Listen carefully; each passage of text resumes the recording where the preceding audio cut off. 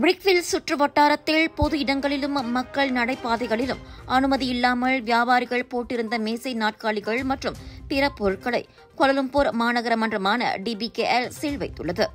Jalan Tun Sampanthan, Jalan Thambipillai சாலைகளில் மேற்கொள்ளப்பட்ட அந்த அமலாக்க நடவடிக்கையில் 8 கடைகளின் பொருட்களுக்கு சீல் வைக்கப்பட்டன. மேசை நாற்காலிகளை தவிர்த்து கெனோப்பி கூடாரங்கள், பெண்களின் அலங்கார பொருட்கள் போன்றவையும் பறிமுதல் செய்யப்பட்டன. மேலும் 2 அபராத நோட்டீஸ்களும் போக்குவரத்துக்கு இடைஞ்சலாக இருந்ததன் பேரில் ஒரு நோட்டீஸும் வெளியிடப்பட்டன. இதுபோன்ற அமலாக்க நடவடிக்கைகள் தொடர்ந்து மேற்கொள்ளப்பட்டு வரும். விதிமுறைகள் பின்பற்றப்படவில்லை என்றால் நிச்சயம் நடவடிக்கை உண்டு என தனது முகநூல் பக்கத்தில் DBKL எச்சரித்திருக்கிறது. GM Indians பெருமையுடன் வழங்கும் கிளாங் வேலி international Indian expo and viral food festival 7 to 12 மே வரை ஏயோன் மால் புக்கிட் ராஜா கிளாங் ஸ்லாங்கோரி ஃபுட் ஃபெஸ்டிவலில் 100க்கும் அதிகமான உணவுகளை ரசிக்க 80% டிஸ்கவுண்ட்ஸோடு பிக் சேல்.